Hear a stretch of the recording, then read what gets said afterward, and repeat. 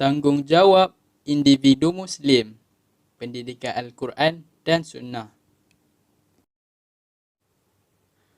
Antara perkara yang kita akan bincangkan adalah intisari hadis, seterusnya pengertian tanggungjawab dan amanah, seterusnya kategori tanggungjawab dan amanah berdasarkan hadis, yang keempat, kepentingan menunaikan tanggungjawab dan amanah dalam kehidupan, dan akhir sekali, usaha dan tindakan yang perlu dilakukan apabila diberikan tanggungjawab dan amanah dalam kehidupan.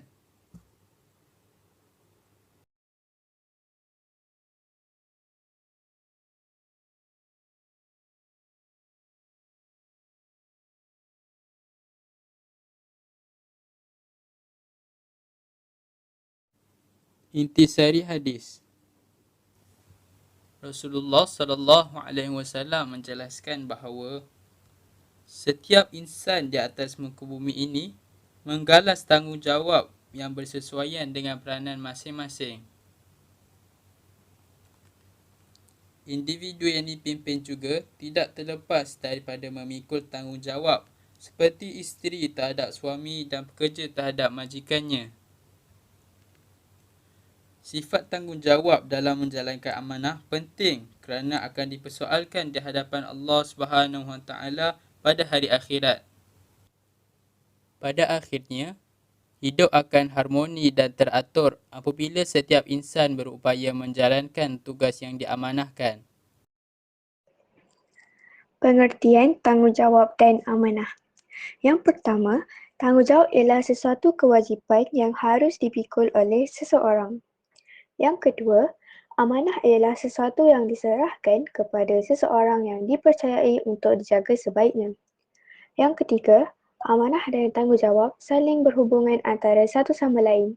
Kehidupan individu dan masyarakat akan lebih teratur apabila semua pihak menunaikan amanah dan tanggungjawab masing-masing dengan sempurna. Sebagai contoh, seorang guru bertanggungjawab untuk mendidik murid-murid kerana beliau diberi amanah dan kepercayaan untuk menggalas tugas tersebut. Kategori tanggungjawab dan amanah berdasarkan hadis. Tanggungjawab terhadap diri sendiri. Setiap Muslim perlu memberikan hak-hak berikut terhadap dirinya. Hak akal, hak roh, hak nafsu dan hak jasmani. Hak akal. Berfikir tentang kelebihan Allah menciptakan alam serta hikmah syariah dan hukum hakam terhadap insan supaya minda sentiasa mengagumi Allah. Hak roh. Menyucikan jiwa dan sentiasa mengingati Allah seperti berzikir agar hati menjadi lembut dan tidak terpaut dengan kehidupan duniawi. Hak nafsu. Memenuhi kehendak asas setiap insan seperti makan dan minum selari dengan aturan yang ditentukan syarak. Hak jasmani. Memberikan hak kepada tubuh badan seperti bersukan, rehat dan menjauhi perkara yang memudaratkan seperti merokok. Tanggungjawab pemimpin terhadap rakyat. Seorang pemimpin bertanggungjawab untuk, yang pertama, mengutamakan kebajikan rakyat, kedua, mentadbir negara dengan adil dan memelihara kedaulatan negara daripada ancaman musuh. Tanggungjawab suami terhadap keluarga. Suami sebagai seorang ketua keluarga bertanggungjawab untuk mencari rezeki, memberi pendidikan yang formal, menyediakan keperluan asas, menjaga keselamatan ahli keluarga, memberikan didikan agama kepada ahli keluarga. Tanggungjawab isteri terhadap suami dan anak. Seorang isteri bertanggungjawab untuk memelihara maruah diri dan suami, membantu suami mendidik anak-anak, menjaga harta dan anak-anak semasa ketiadaan suami, serta melayan suami apabila diperlukan.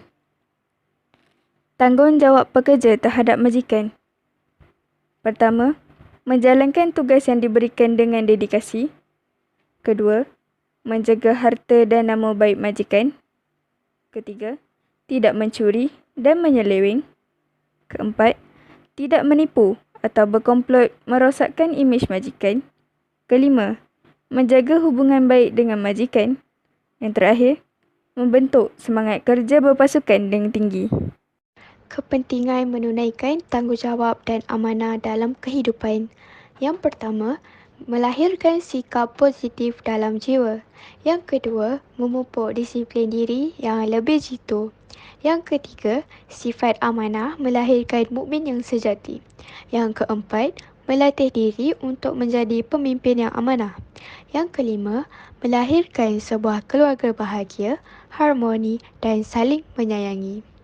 Yang keenam, membentuk masyarakat yang bertanggungjawab dan suasana kehidupan masyarakat yang aman, sistematik dan bersatu padu. Yang ketujuh, melahirkan sebuah negara yang maju apabila semua pihak dalam pentadbiran negara menjalankan tugas masing-masing dengan berkesan dan rakyat dapat menikmati hasil kemajuan negara. Yang ke-8, mengurangkan kadar jenayah dan mengekalkan keamanan negara supaya rakyat dapat hidup dalam suasana yang tenteram dan harmoni. Usaha dan tindakan yang perlu dilakukan apabila diberikan tanggungjawab dan amanah dalam kehidupan. Bagi individu, yang pertama, menjauhi rasuah dan pecah amanah kerana mengutamakan kepentingan peribadi. Yang kedua, bersikap optimis apabila menerima sebarang cadangan dan teguran daripada orang lain. Yang ketiga, mencontohi kepimpinan Rasulullah serta para sahabat. Bagi masyarakat, yang pertama, menganjurkan program yang membentuk sikap tanggungjawab sosial dalam masyarakat. Yang kedua, masyarakat dan badan bukan kerajaan perlu meminta hubungan yang baik dengan barisan kepimpinan. Bagi negara, yang pertama, mengutamakan kebajikan rakyat tanpa mengira kedudukan dan status demi kesejahteraan rakyat. Yang kedua, berpegang teguh dengan prinsip pentadbiran Islam yang berlandaskan syarak. Yang ketiga, menjaga kedaulatan dan keamanan negara daripada pencerobohan yang mampu menggugat keselamatan negara.